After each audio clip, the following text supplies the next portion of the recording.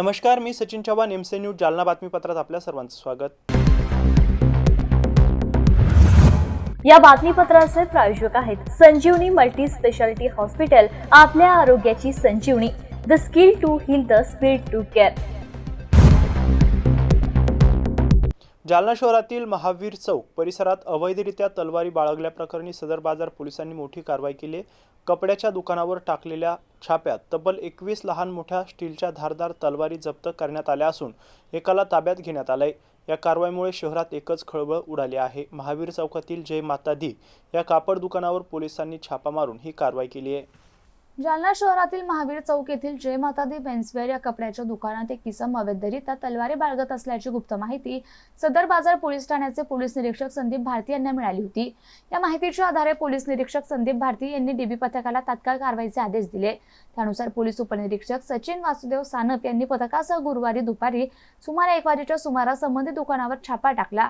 दुकानाच्या काउंटरवर उपस्थित असलेल्या इसमास चौकशीअंती त्याने आपले नाव मनीष दिलीप निहलानी, वय 43, राहणार शिव अपार्टमेंट, अजिंठानगर, जालना असे सांगितले। पंचांच्या उपस्थितीत दुकानाची सखोल झडती घेतली असता दुकानाच्या 3ऱ्या मजल्यावर 21 लहान मोठ्या स्टीलच्या धारदार तलवारी आढळून आल्या। तलवारी बाळगण्याबाबत परवान्याची विचारणा केली असता संबंधिताकडे कोणताही वैध परवाना नसल्याचे निष्पन्न झालं। त्यानंतर पोलिसांनी त्यास ताब्यात घेत तलवारी जप्त केल्या। जप्त करण्यात आलेल्या मुद्देमालामध्ये 19,500 रुपये किमतीच्या 13 स्टीलच्या धारदार तलवारी तसेच 6,400 रुपये किमतीच्या 8 स्टीलच्या धारदार तलवारींचा समावेश आहे। एकूण 25,900 रुपयांचा मुद्देमाल पोलिसांनी जप्त केला आहे। या प्रकरणी पोलीस उपनिरीक्षक सचिन वासुदेव सानप यांच्या फिर्यादीवरून मनीष दिलीप निहलानी यांच्या विरुद्ध सदर बाजार पोलीस ठाण्यात गुन्हा दाखल करण्यात आला असून पुढील तपास सुरू आहे। ही कारवाई पोलीस अधीक्षक अजय कुमार बंसल, अप्पर पोलीस अधीक्षक आयुष नोपानी, उपविभागीय पोलीस अधिकारी अनंत कुलकर्णी यांच्या मार्गदर्शनाखाली पोलीस निरीक्षक संदीप भारती यांच्या नेतृत्वाखाली करण्यात आली आहे। या पथकात पोलीस उपनिरीक्षक Sachin Sanap, police head constable Nazir Patel, Azim Shaikh, Bhagwan Munjal, Dhananjay Lodhe, Rahul Katakam आणि दुर्गेश गोफणे यांच्या पथकाने केली आहे। सदर बाजार पोलीस स्टेशनला एक गोपनीय माहिती मिळालेली होती। महावीर चौकात जय माता दी क्लॉथ स्टोअर्स म्हणून आहे, तिथे मनीष निहलानी यांच्या दुकानामध्ये काही तलवारी आणलेल्या आहेत आणि ठेवण्यात आलेल्या आहेत अशी माहिती मिळालेली होती। त्या माहितीवर आधारित आम्ही त्या दुकानाचा सर्च घेतला असता 13 मोठ्या तलवारी आणि 8 लहान तलवारी अशा एकूण 21 तलवारी आम्हाला मिळून आलेल्या आहेत। आम्ही त्या जप्त केलेल्या आहेत आणि आर्म ऍक्ट प्रमाणे आम्ही केस केलेली आहे आणि पोलीस स्टेशनला गुन्हा दाखल केलेला आहे। ही बातमी आमच्या सदर बाजारचे पोलीस निरीक्षक संदीप भारती यांना मिळालेली होती। त्या बातमीवर आधारित डीबी पथकाचे सचिन सानप, रामप्रसाद रेगे, जगन्नाथ जाधव, धनंजय कावळे, नजीर पटेल, दुर्गेश गोखणे, अजीम शेख, राहुल खटकम, धनंजय लोढे आणि गणेश तिजनकर यांनी ही कारवाई केलेली आहे। नेमका उद्देश काय होता, ते आणण्यामागे कशा करता ठेवलेले होते याबाबत आम्ही आता डिटेल इन्फॉर्मेशन करत आहोत। ऑनलाईन वगैरे काय मागवलं होतं तेच आता पूर्ण त्या संदर्भाने आम्ही तपास करणार आहोत। कशा मागवले होते, कुठून मागवले होते, सोर्स काय आहे त्याचा आणण्याचा आणि कशा करता ते आणलेले आहेत याबाबत आम्ही अधिक तपास करणार आहोत। त्यामध्ये किती जणांना ताब्यात वगैरे? 1 जणांना ताब्यात घेतलेले आहे, अन्य आरोपी नाही अजून। बुलढाणा जिल्ह्यातील चिखला गावात छत्रपती शिवाजी महाराजांच्या पुतळ्यावरून झालेल्या वादानंतर संजीवनी वाघ यांच्यावर जमावाने हल्ला केला होता। या प्रकरणात गुन्हा दाखल झाल्यानंतर पोलिसांनी संजीवनी वाघ यांच्या कुटुंबावर देखील दरोड्याचा गंभीर गुन्हा दाखल केलाय। सध्या संजीवनी वाघ यांच्यावर जालन्यातील रुग्णालयात उपचार सुरू आहेत। त्यांच्याशी बातचीत केली आहे आमचे जिल्हा प्रतिनिधी साहिल पाटील यांनी। पाहूयात। बुलढाणा जिल्ह्यातील लोणार तालुक्यातील चिखला गावामध्ये 20 फेब्रुवारी रोजी छत्रपती शिवाजी महाराजांचा पुतळा बसवण्यावरून 2 समाजात तेढ निर्माण झाली होती आणि याच वेळी एका समाजाच्या महिलावरती हल्ला करण्यात आला होता। महिलांचे कपडे फाडण्यात आले होते आणि केवळ छत्रपती शिवाजी महाराजांचा पुतळा या ठिकाणी बसू नये म्हणून हा हल्ला करण्यात आला होता। ते व्हिडिओ सोशल मीडियावर व्हायरल झाल्यानंतर या प्रकरणात परस्पर विरोधी गुन्हे दाखल झाले आहेत। पोलिसांनी काही लोकांना अटक केली आहे। मात्र ज्या तरुणीवरती हा हल्ला झाला ती तरुणी संजीवनी वाघ आज आपल्या सोबत आहे। तर नेमका प्रकार काय घडला होता आपण त्यांच्याकडून जाणून घेणार आहोत। ताई, 20 फेब्रुवारीला तुमच्या गावात छत्रपती शिवाजी महाराजांच्या पुतळ्याच्या बाजूला तुम्ही बसला होतात, ते वादानंतरचे व्हिडिओ समोर आले। नेमका कुठल्या कारणावरून हा वाद सुरू झाला होता? आम्ही घरीच होतो बसलेले 4-4:30च्या दरम्यान। त्यानंतर माझा भाऊ मंदिराकडे गेला होता, म्हणजे पुतळ्याकडे, तर तिकडून त्याचा फोन आला मला की इथं लोक जमा झाले म्हणे त्यांचे सगळेच, ते बहुतेक पुतळा काढते. त्याचं असं म्हणणं आहे म्हणे की शिवाजी महाराजचा पुतळा नागराला बांधून ओढ्या नाल्याला न्यायचा. मग आम्ही तसेच 2-4 जण तिथं आलो. मग माझ्या ताईला किंवा मग आमच्यासोबत 2-3-4 जी मुलं जे मी उल्लेख करते ते 4 मुलं आम्ही असेच येऊन बसलो. मग ते ठाणेदार साहेबासमोर एक तारामती मुंडे नावाची बाई म्हणती, तुमच्याकडून होत असेल तर मला सांगा, मी उचलून फेकून देते म्हणे. मग त्यानंतर PSI साहेबांचे सरपंच वगैरे आले. त्याच्या पुढे ते बोलत होते. असंच 8 दिवस अगोदर धमकी पण होती की तू संतोष देशमुख सारखा आम्ही मारू, तुझा मेळ लागू देणार नाही. मग ते मी PSI साहेब त्याच्या समोर सांगत होते, पुतळ्याच्या समोर बसून की साहेब अशी अशी धमकी पण देते. मग साहेबांनी त्याला बाजूला नेलं. मग बाजूला नेल्याच्या नंतर त्याच्या बाया ज्या होत्या 150 बाया, माझ्यासोबत 4-5 बाया व्हिडिओमध्ये पण 4-5 दिसतात त्याच्या अंगावर पूर्ण धावून आल्या, म्हणजे मारू लागल्या त्याला. ताईचा पण पाय फ्रॅक्चर झालेला आहे त्याच्यात, आईच्या पण कमरेत मोठी इंजुरी झालेली आहे. मग ते मारायला धावल्या म्हणून मी त्यांच्याकडे गेले. जशी मी त्यांच्याकडे गेले त्याला असं वाटलं मी कॅमेऱ्याच्या पलीकडे गेले. आता जे त्यांचा कॅमेरा बसवलेला होता ग्रामपंचायत त्याच्या पलीकडे गेले. ते सगळ्यांनाच अटॅक करून ते गोल घेऱ्यात घेऊन मारणं असेल, त्यानंतर कपडे पाडून मारणं असेल, सगळे अंगावर निशाणे, माझ्या दाताचे होते, नखाचे होते, माझ्या पोटावर पण सुजे, मुंग्या येतात, पोटात लाथा मारलेल्या, छातीमध्ये. सगळं मी बरं, मेडिकलवाल्या, हे जे मारलं तुम्हाला, हे महिलांनी मारलं की पुरुषांनी मारलं होतं? मला सगळ्या अगोदर पुरुषांनीच मारलं. आणि माझ्या ज्या सोबतच्या बाया होत्या त्याला महिलांनी मारलं. आणि त्यानंतर जी माझी लहानी भावजं आहे, माझे कपडे फाडल्याच्या नंतर जे त्यांनी ते म्हणतायत की बाईच्या भावानं भावजेने फाडली, तो क्रॉप केलेला व्हिडिओ तर सुरुवातीपासून पाहिला ते समजतं. आणि जेव्हा मी पळते माझी भाऊन वहिनी धरती मला, त्यावेळेस माझी जी लहानी भावजं होती त्यांच्या त्या पूर्ण बायातील मारत होता. आणि ती एका हाताने अपंग आहे, ती पूर्ण धरलेलं होतं. त्यामुळे मी तिच्याकडं पळत होते की तिला वाचवायसाठी. आणि माझी जी ताई आहे तिला पण एका म्हणजे 2-4 मुलांना केस धरून फिरवलेले ते पण व्हिडिओ आहेत. आणि ते बाया मारताना तिचा पाय फ्रॅक्चर झालेले, सगळं असून सुद्धा ते उलट आरोप माझ्यावरच करते. 20 तारखेला हा सगळा प्रकार झाला. 19 तारखेला छत्रपती शिवाजी महाराजांची जयंती गावात साजरी झाली असेल. त्या जयंतीत ती लोक होती का? नाही, बाकी इतर समाजाचे आम्ही जे माझे एसटी बांधव असतील, माधव असतील, ते सगळे होते. आणि मराठा समाज होता, त्यांचा एकही माणूस नव्हता. कुठल्या विषयाला घेऊन आक्षेप आहे त्यांचा? मूर्ती तुम्ही बसवली आहे तिथं, का काढतायत? त्यांना शिवाजी महाराज नकोच आहेत. तर त्यांना आम्ही पर्यायी जागा पण मागत होतो किंवा आम्हाला जागा द्या. ते नंतर म्हणत होते की देतो, पण जर आम्ही एखादी जागा त्याला ही जागा देता का, हो म्हणायचे. ते म्हणायचे ही जागा घेता का, जर आम्ही हो म्हणलं तर ते परत त्यांच्याच मनाने ते कॅन्सल करायचे. ज्या जागेवर महाराजांची मूर्ती तुम्ही बसवली आहे ती जागा त्यांना कशासाठी हवी आहे? का नकोय मूर्ती त्यांना तिथं? त्यांना मेन म्हणजे छत्रपती शिवाजी महाराज तिथं नकोच, गावातच नकोय. काही त्यांच्या मुलांचे ते जे आपल्याकडे दुसरे पण व्हिडिओ आहेत की गावात गावात आम्हाला तो पुतळाच पाहिजे नाही, असे पण व्हिडिओ आहेत. त्यांना मेन शिवाजी महाराजांचाच प्रॉब्लेम होता. त्यांना कोणत्याच जागी किंवा कुठेच ते ठेवायचं नव्हतं. हे सगळं प्रकरण झाल्यानंतर त्यांचे काय व्हिडिओ आले? तुमच्या सरपंचांना मीडियासमोर सोशल मीडियावरून खुलासा केलाय की मी गावातल्या लोकांचा आक्षेप आहे की बाबा या जागेवर नको, आम्ही दुसरीकडे जागा देतोय, मात्र त्या ठिकाणी तुम्ही नाही म्हणतायत पुतळा बसवण्यास, असं काही? फक्त त्यांच्याच त्या लोकांचाच विरोध होता. बाकी आम्ही इतर म्हणजे मराठा समाज असेल किंवा बाकीचे आपले एसी बांधव असतील किंवा ते असतील बाकीचे, त्यांचं कोणाचीच अडचण नव्हती. आणि महाराजाची प्रतिमा एवढी मोठी नव्हती ती की कोणत्या कार्यक्रमात अडचण येईल. आणि कोणताही कार्यक्रम जर छत्रपती शिवाजी महाराजांचं तिथे स्मारक असेल तर ते शोभूनच दिसेल, कोणताही कार्यक्रम असू द्या. त्यांनी एक आमच्या गावामध्ये कुंकू झालं होतं अशा या पुतळा बसल्याच्या नंतर. तर त्या लोकांना म्हणजे ज्यांचा कार्यक्रम होता त्यांनी एवढं सांगितलं गेलं, जर तुम्ही ते पडदे नाही लावले, शिवाजी महाराज जर दिसू दिले तर आम्ही तुमच्या कार्यक्रमात येणार नाही. त्या माणसानं अक्षरशः पूर्ण शिवाजी महाराज जिकडच्या साईडनं होते तिकडच्या साईडनं पडदे लावलेले होते. ह्या सगळ्या प्रकारानंतर तुमच्यावरती देखील सोशल मीडियावर अतिशय घाणेरड्या भाषेमध्ये टीका करण्यात येते. टीका करणारे एक विशिष्ट विकृत दर्जाचे लोक आहेत. त्या लोकांना काय सांगणार तुम्ही? कसं पाहता या टीकेकडे? जे त्या दिवशी भाषण करत होते ते मला सगळे चांगल्या ओळखीचे होते. आणि जे विनोद वाघांनी सांगितलं, ज्यांना मी काका म्हणते किंवा जिल्हा परिषदसाठी करते निवडणुकीसाठी, दादा पहिली गोष्ट तर मी तिथे अल्पसंख्याक येते. मग मी बाकीच्या लोकांना धरून नसतं का केलं जर मला राजकारण करायचं असतं तर. आणि राष्ट्रपती, जिल्हा परिषद सदस्य, पंतप्रधान हे माझ्या महाराजांपेक्षा मोठं नाही. जेव्हा मी माझ्या बापाला ज्या जागेवर होतं त्या जागेवर ठेवलं, कोणती विटंबना होऊ नाही दिली, मी जग जिंकलो. अजून काय पाहिजे? मी तर म्हणते आताही माझा श्वास थांबला तरी मी समजा माझं आयुष्य एवढंच होतं. मी माझ्या आयुष्यात येऊन खूप काही मोठं करून गेले की जे माझ्या महाराजांची मी विटंबना होऊ दिली.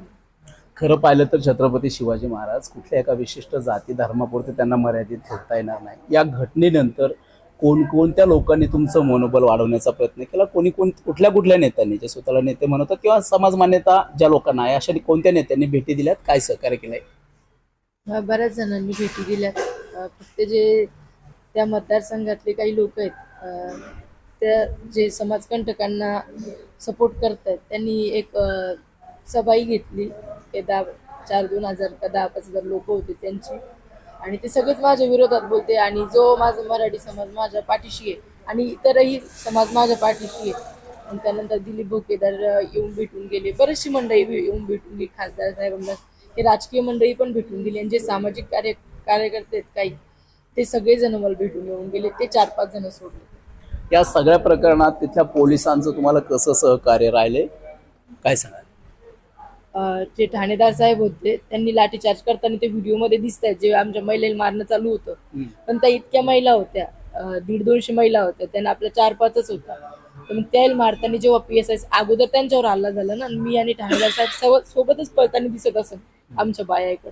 मग जसे ते त्यांच्यात गुंतले ते माझ्यापर्यंत पोहोचू शकले नाही. आणि जे सानप साहेब त्यांनी तर माझ्या 4 पोराला हटकून धरलं होतं, अक्षरशः त्याला मारलं त्यांनी.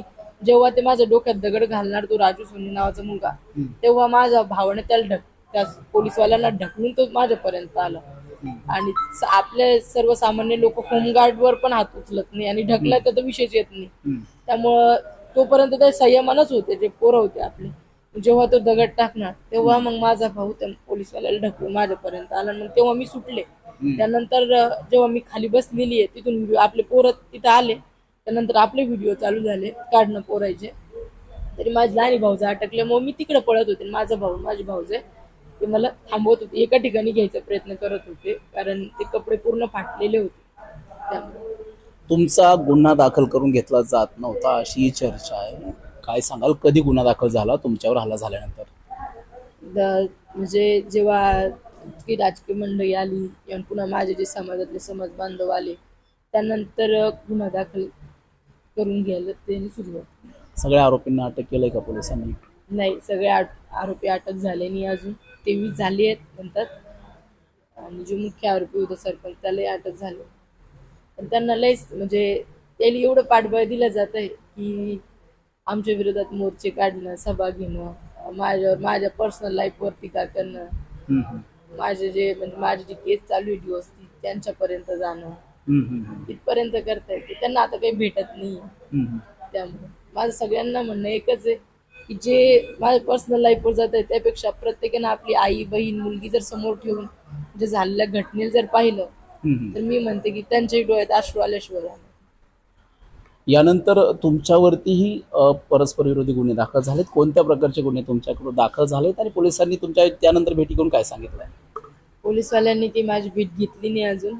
ते सांगतात की त्याच दिवशी 2-2:30च्या दरम्यान माझे भाऊ किंवा माझे काही जे सहकारी होते तिथले गावातले त्यांनी त्यांच्या घरी जाऊन तोडफोड केली. 2 लाख रुपये, 10 तोळे सोनं आणि सरपंचांच्या बायकोचा विनयभंग केला 2-2:30च्या दरम्यान. मी 4:30 वाजेपासून फुटेजमध्ये CCTV फुटेजमध्ये दिसते. आणि 8-8:30 पर्यंत माझे सगळे समाज बांधव आणि सगळा पोलीस स्टाफ माझ्या जवळच होता, तिथंच होता. त्यानंतर एवढे सगळे पोलीसवाले गावात असताना विनयभंग करायला कोणी जाऊ शकतं का, किंवा चोरी करायला जाऊ शकतं? आणि जो बाप आपल्या मुलीची आबरू पूर्ण महाराष्ट्रभर फिरली आणि जो भाऊ ती सावरत होता तोच दुसऱ्या बाईचा विनयभंग करायला जाऊ शकतो का त्या टायमात? तुम्ही आताच उल्लेख केला की तुमच्या अवतीभोवती पोलीस होते आणि तेवढ्या वेळेत तुम्ही CCTV कॅमेऱ्याच्या सर्व्हायलन्समध्ये होतात. अंदाजे किती पोलीस गावात होती त्यावेळेला, ज्या वेळेला यांनी दावा केला की दरोडा पडला, विनयभंग झाला वगैरे? सुरुवातीला तर भांडणं जेव्हा चालू झाले तेव्हा 2-3च पोलीसवाले होते. त्यानंतर DYSP साहेब, ते जे खाडे साहेब म्हणून आहेत मेकरचे, ते असताना आमच्यावर दगडफेक झाली होती. ते आल्यानंतर पण दगडफेक झाली. ते आल्यानंतर मग बराचसा स्टाफ आला त्यांचा, आणि जे माझे समाजबांधव होते त्यांनाही थांबवायचा प्रयत्न करत होते. ते बाहेर बीबीमध्ये किंवा इकडं तांबुळामध्ये वगैरे. तर तेव्हा खूप सारे, मी सांगू नाही शकत कारण तेवढी माझी हालत नव्हती की मी पाहिलं नाही की आमचे म्हणजे समाजबांधव किती होते माझे, किंवा माझ्या समाजांना किती जण होते, किंवा पोलीसवाले किती होते, हे मी नाही सांगू शकत. पण खूप होते. गाड्याच्या गाड्या येऊन थांबलेल्या होत्या तिथे. तहसीलदार साहेब होते, अजून बरीच मंडळी होती. केवळ छत्रपती शिवाजी महाराजांची मूर्ती इथे नको, या एका गोष्टीमुळं एवढं वादंग पेटलंय महाराष्ट्रभर. म्हणजे तुमच्यावरती एक चिखलफेक होतोय, परस्पर विरोधी गुन्हे दाखल झालेत. काय संदेश असेल तुमचा? ज्यांच्यामुळं आज आपण जागेवर आहे आणि ज्यांच्या नावावर आपल्या महाराष्ट्राचा सातबारा आहे असं आपण सांगतो, त्यांना 3 फूट किंवा 4 फूट जागा देण्याचा विरोध, आणि आम्ही जास्त आहे म्हणून कोणत्या समाजावर अन्याय करणं किंवा तुम्ही नकोच आमच्या गावात असं म्हणणं, की त्यांचं म्हणणं होतं की म्हणजे अशी इथपर्यंत बोलून दाखवत होते आम्हाला की तुम्ही आहेच किती जण, तुम्ही कशाला आमच्या नादी लागता, जसं संतोष देशमुखला मारलं तसं मारू तुम्हाला. मग मी म्हणते, छत्रपती शिवाजी महाराजांनी फक्त मराठ्यांसाठीच लढा दिला होता का? ते तर 18 पगड जातीला सोबत घेऊन लढले होते. मग एवढा तिरस्कार छत्रपती शिवाजी महाराजाचा का हो? एकंदरीतच छत्रपती शिवाजी महाराजांचं स्वराज्य होतं. 18 पगड जातींना सोबत घेऊन येथील शेतकऱ्यांसाठी, कष्टकऱ्यांसाठी त्यांनी स्वराज्य उभं केलं होतं. ज्या महाराष्ट्राचा सातबारा छत्रपती शिवाजी महाराजांच्या नावचा आहे, त्याच शिवाजी महाराजांच्या मूर्तीसाठी 5 फूट जागा गाव देऊ शकत नाही का, असा सवाल संजीवनी वाघ यांनी उपस्थित केला आहे. Sahil Patil, MCN news, Jalna.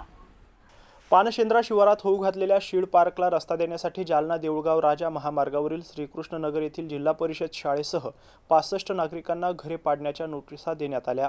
विशेष म्हणजे सरकारी अनुदानात बांधकाम झालेल्या जिल्हा परिषद शाळेसहित शासकीय अनुदानातून बांधलेल्या अनेक घरकुल धारकांना या नोटीस आल्या आहेत. त्यामुळे येथील नागरिक संतप्त झाले असून या नागरिकांनी या रस्त्याला प्रखर विरोध केलाय.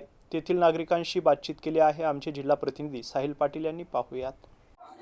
जालना शहर हे सीड हब आणि बियाण्याची पंढरी म्हणून ओळखलं जातं आणि या जालना शहरात जवळ 2016-17 मध्ये मुख्यमंत्री देवेंद्र फडणवीस यांनी सीड पार्कची घोषणा केली होती. त्यानंतर या सीड पार्क बाबत एक समिती स्थापन झाली आणि त्यानंतर कुठलीही हालचाल झाली नाही. मात्र आज या सीड पार्क पासून 1 किलोमीटर अंतरावर असलेल्या श्रीकृष्णनगर जामवाडी येथील 65 नागरिकांना त्यांची घरे अतिक्रमणात आहेत असं सांगण्यात आलं आणि ही घरे पाडण्याच्या नोटीस आल्यात. बरं, महसूल प्रशासन एवढ्यावरच थांबलं नाही तर मी ज्या प्रांगणात उभे आहे ही जिल्हा परिषदेची शाळा आहे आणि या शाळेची स्थापना 1960 साली झालेली आहे आणि या शाळेच्या मुख्याध्यापकांना देखील शाळेच्या नावाने एक नोटीस देण्यात आली की ही शाळा अतिक्रमणात आहे आणि ही शाळा पाडण्यात येणार आहे, या संबंधीची नोटीस आहे. बरं, शाळा अतिक्रमणात असेल तर ही शाळा शासकीय आहे, या शाळेला फंड देखील शासनाने दिलेला आहे, शाळा देखील शासनानेच बांधलेली आहे आणि मग अतिक्रमणाच्या जागेवर शाळा ही शासनाने कशी बांधली होती का, हा प्रश्नही या निमित्तानं उपस्थित होतोय. मात्र इथं आपल्यासोबत काही नागरिक आहेत, आपण त्यांच्या प्रतिक्रिया या निमित्तानं जाणून घेणार आहोत. भाऊ, आज अतिक्रमण पाडण्यासंबंधी जवळपास 65 नागरिक आहेत, 65 घरं आहेत आणि एक शाळा आहे जिल्हा परिषदेची. एकीकडे जिल्हा परिषदेच्या शाळा ओस पडल्यात, इथं 1ली ते 4थी 101 विद्यार्थी संख्या आहे. अशा परिस्थितीत शाळा पाडण्याचा हा जो घाट घातला जातोय, कसं पाहता याकडे? नाही, खूप हे घटना निषेधार्ह घटना आहे. कारण की ह्या लोकांना कुठं विश्वासात न घेता, या ग्रामपंचायतला विश्वासात न घेता, या नागरिकाला विश्वासात न घेता हे त्याकडे शाळा पाडण्याचं काम ह्या शासनाने केलेलं आहे. इथल्या तहसीलदार, इथले जिल्हाधिकारी यांना या लोकांना विश्वासात घेऊन करायला पाहिजे होतं. यांना पर्याय अवस्था बाजूला सुद्धा खाली जमीन पडलेली आहे, ती शासकीय जमीनच आहे बाजूची, पण ते न करता इथे शासकीय शाळा आणि इथे जी वस्ती आहे त्या वस्तीमध्ये 112 घरकुलाचं काम आता रनिंग चालू आहे आणि यापूर्वी त्यांना 300 घरकुल या गावाला मिळालेले आहे. आणि एवढं मोठं सुंदर गाव आणि सुंदर शाळा आहे गावाची आणि हवेला लागून गाव आहे आणि ह्या गावातली शाळा पाडण्याचं काम हे जे शासन करत आहे त्या सीड पार्कसाठी, म्हणजे अनेक ठिकाणावर असं चालू आहे की बऱ्याच वस्त्या या ठिकाणावर सनाभूत करत आहे आणि इथे काहीतरी शासकीय प्रोजेक्ट येत आहे. हे प्रोजेक्ट ह्या लोकांच्या म्हणजे आयुष्य या लोकांना झिजून टाकलं. या ठिकाणावर आयुष्य ते जर फेकून दिलं ना, त्याने या ठिकाणावर एवढी मोठी संपत्ती या ठिकाणी तयार केली आणि ती जर पाडण्याचा प्रयत्न कधी करत असेल तर हे लोक या ठिकाणी घाबरून गेलेले आहे. लोकांना असं वाटलं बाबा नेमकं काय चाललंय. वंचित बहुजन आघाडीची काय भूमिका असेल? वंचित बहुजन आघाडी या संदर्भामध्ये आम्ही बाळासाहेब आंबेडकरांचा आदेश घेऊन या ठिकाणी आंदोलन करणार आहे आणि साहेबाच्या कानावर घालून आम्ही कोर्टात या लोकांचा लढा उभा करणार आहे. आपल्यासोबत ग्रामस्थही आहेत, मला सांगा काय नोटीस आली आहे तुम्हाला? अत्यंत दुर्दैवी घटना आहे की 1960 साली ही शाळाचं निर्माण झालं. या शाळेमागं जे उत्पन्न करायची जी मनस्थिती होती ते 20 वर्ष नागरिक झटले, स्वतः अनुदान देऊन त्या शाळेला फुलासारखं झाडासारखं हे केलं आणि आता शासनाचा आदेश आहे की ही शाळा तोडायची आहे आणि शाळासोबत आणखीन 60-65 घरं आहे.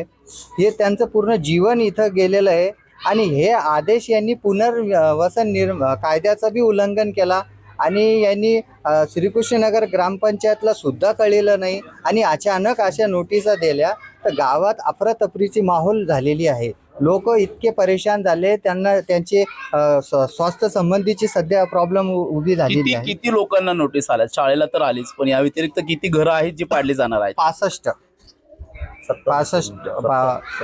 65 ते 70 आहे आणि ही अशी शासनाचं व्यावसायिक दृष्टिकोन असं झालेलं आहे की शासनाला काहीही घेणं देणं नाही. नागरिक मरो, नागरिक जगो, त्यांना काही घेणं देणं नाही. त्यांना फक्त व्यवसाय स्वरूपी त्यांच्या मनात असं झालेलं आहे की व्यवसायाला चांगल्या सोयी उपलब्ध करायच्या, राहते घरं तोडायचे, लोकांनी मरून जायचं, पण व्यवसायाला चांगल्या सुविधा उपलब्ध करून द्यायच्या.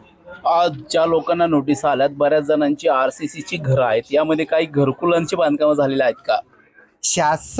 शासनानंच आपल्याला घरकुल दिलेले आहे आणि ते घरकुल आपण इथं बांधलेले बी आहे. ओके, मग आता बांधलेले घरकुलं परत तोडायचे आणि यांना कुठं नेऊन टाकायचं? आता शासनाला डबल कामामध्ये फक्त गुंतून ठेवण्याचा हा शासकीय अधिकाऱ्यांचा प्रयत्न आहे. शासकीय अधिकाऱ्यांचा हा एकच असा मूल उद्देश आहे की नागरिकांना कसं सतवायचं, कसं परेशान करायचं. काय भूमिका असेल आता गावातील नागरिकांची? काय भूमिका असेल? एकीकडे नोटीस आल्यात, तुमची काय मागणी असेल? मागणी अशी आहे की आता 1975 पासून किंवा 60 पासून ग्रामपंचायत स्थापन झालेली आहे. तर ज्यावेळेस जांभोळी गावठाण होतं त्यावेळेस 5 एकर गावाला शासनाने कलेक्टरनंच तोडून दिलेलं आहे की बाबा 5 एकर गावठाण म्हणून श्रीकृष्ण लावण्यात यावं. आणि त्याच्यानंतर नमुनाट बनलेले आहे. नमुनाट बनल्यानंतर लाईट पण लाईनाची व्यवस्था झालेली आहे आणि प्रत्येक गोष्टीची व्यवस्था करून शासनानंच दिलेली आहे.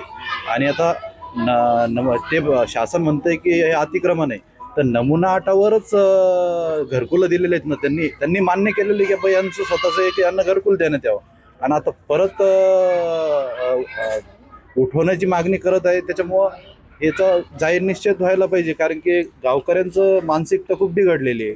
गावकरी न्यायालयात जातील काय त्या निर्णयाविरुद्ध? त्याच्या काही नोटिसा येतात, त्याच्यावर स्टे आणण्यासाठी काही प्रयत्न केले जातील का?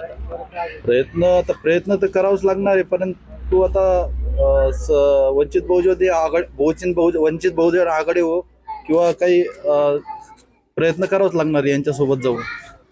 एकंदरीतच शाळा शासनाची आहे. 1960 पासून, त्यानंतर अनुदानही शासनाने दिले, बांधकामही केले, तीच शाळा पाडण्याचा घाट घातला जातोय. शाळेला नोटीस आली आहे.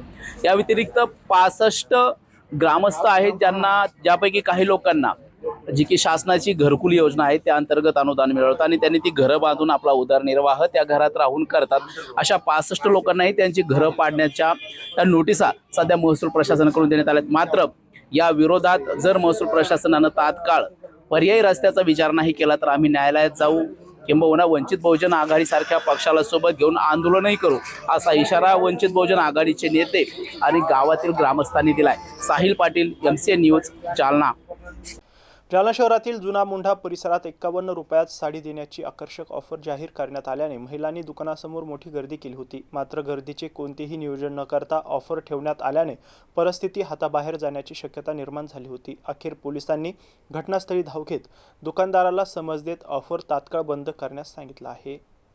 जालना शहरातील जुना मोंढा परिसरातील एका कापड दुकानदाराने 51 महिलांना अवघ्या 51 रुपयात साडी देण्याची विशेष ऑफर जाहीर केली होती. या आकर्षक ऑफरची माहिती पसरताच सकाळपासूनच महिलांनी संबंधित दुकानासमोर मोठी गर्दी केली. साडी केवळ 51 रुपयांना मिळणार असल्याने महिलांमध्ये उत्सुकता वाढली होती. मात्र या गर्दीचे कोणतेही पूर्वनियोजन किंवा सुरक्षा व्यवस्था न केल्याने दुकानासमोर गोंधळाची परिस्थिती निर्माण झाली. रस्त्यावरही नागरिकांची आणि वाहनांची वर्दळ वाढल्याने काही काळ वाहतुकीवर परिणाम झाला. घटनेची माहिती मिळताच पोलिसांनी तात्काळ घटनास्थळी भेट दिली, परिस्थिती नियंत्रणात आणली. गर्दी पांगवून पोलिसांनी दुकानदाराला योग्य नियोजनाशिवाय अशा प्रकारची ऑफर जाहीर करू नये अशी कडक समज दिली. त्यानंतर संबंधित दुकानदाराने ही ऑफर तात्काळ बंद करण्याचा निर्णय घेतल्याची माहिती पोलिसांना दिली. पोलिसांच्या हस्तक्षेपामुळे पुढील संभाव्य अनुचित प्रकार टळल्याचं सांगितलं जात आहे. स्वस्त दरातील ऑफरमुळे ग्राहकांची गर्दी होणे स्वाभाविक असलं तरी नागरिकांच्या सुरक्षेचा विचार करूनच अशा योजना राबविण्याची गरज असल्याचे या घटनेतून पुन्हा एकदा स्पष्ट झालंय. मात्र एकंदरीत या घटनेमध्ये पोलिसांनी दुकान बंद करण्याच्या सूचना देऊन सुद्धा दुकानदाराने पोलिसांच्या सूचनांचं पालन न करता त्यांचे आदेश झुगारून पुन्हा दुकान चालूच ठेवले. पुन्हा दुकानासमोर साडी घेण्यासाठी महिलांची गर्दी दिसून आली. जुना मोंढा भागामध्ये एक स्वराज होलसेल मिल नावाचं कपड्याचं दुकान आहे. त्यांनी काहीतरी 3 दिवसांकरता एक ऑफर केलेली होती की ज्या ताई खरेदी करता येतील पहिले 51 त्यांना 1151 रुपयाची साडी 51 रुपये देऊ, अशा प्रकारची त्यांनी स्कीम जाहीर केली होती. त्यामुळे आज मोठ्या प्रमाणावर त्या ठिकाणी गर्दी जमा झाली होती. गर्दी जमा झाल्याची माहिती मिळाल्यानंतर आमचे सदर बाजारचे पोलीस निरीक्षक संदीप भारती यांनी त्यांची टीम तिथे रवाना केली होती आणि तिथली परिस्थिती नियंत्रणात आणली होती. त्यांना आपण समज दिलेली आहे की अशा प्रकारे कुठल्याही गर्दी नियंत्रणाच्या उपाय न करता आपण अशी स्कीम जाहीर करणे चुकीचं आहे. त्यांच्यावर काय कायदेशीर कारवाई करता येऊ शकते त्या दृष्टीने आपण प्रयत्न करत आहोत. पण सध्या त्यांनी आम्हाला सांगितले की आम्ही ही स्कीम बंद करत आहोत. तरी पण आम्ही पुन्हा त्यामध्ये फॉलोअप घेऊन कारवाई करत आहोत. याबरोबरच हे बातमीपत्र इथंच संपलंय. पुन्हा भेटूया पुढील बातमीपत्रात. तोपर्यंत पाहत राहा MC न्यूज जालना. नमस्कार.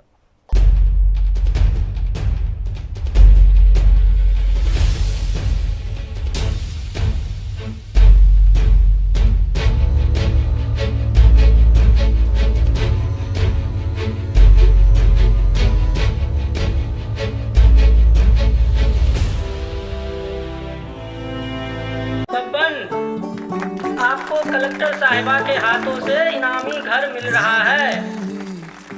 आपका घर बहुत सुंदर होगा ना? अरे नहीं बेटा, हम तो बहुत छोटे आदमी हैं। चाचू डोंट वरी, मैं बड़ी होकर आपके लिए और सबके लिए मजबूत और सुंदर घर बना के दूंगी। कालिका सरिया लाना मत भूलना। कालिका TMT सरिया कंक्रीट से करे मजबूत जोड़ और भूकंप, जंग, आग से लड़कर घर को दे दीर्घायु।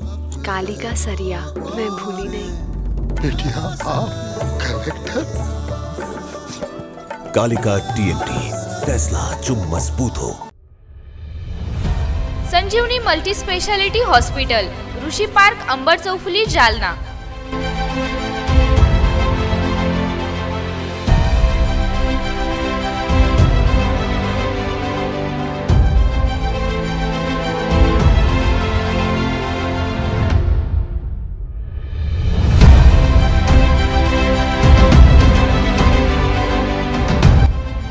महात्मा ज्योतिबा फुले जन आरोग्य योजना आणि प्रधानमंत्री जन आरोग्य आयुष्मान भारत योजना उपलब्ध. मेडिसिन विभाग, बालरोग विभाग, स्त्रीरोग विभाग, अस्थिरोग विभाग, सर्जरी विभाग, नाक कान घसा विभाग आणि पॅथॉलॉजी विभागात काम करणारी तज्ञ डॉक्टरांची टीम. उपलब्ध सुविधा ICU, NICU. जालना शहरातील अद्ययावत Ultima of 100 with stent boost cath lab. Modular operation theatre, dialysis विभाग, cardiac care unit CCU, angiography सुविधा, एंजिओप्लास्टी सुविधा, 24 तास अत्यावश्यक सेवा आणि कार्डियक ॲम्ब्युलन्स उपलब्ध. महाराष्ट्र पोलीस कुटुंब आरोग्य योजनेसह सर्व आरोग्य विमा कंपन्यांचे कॅशलेस उपचार. संजीवनी मल्टी स्पेशालिटी हॉस्पिटल, आपल्या आरोग्याची संजीवनी.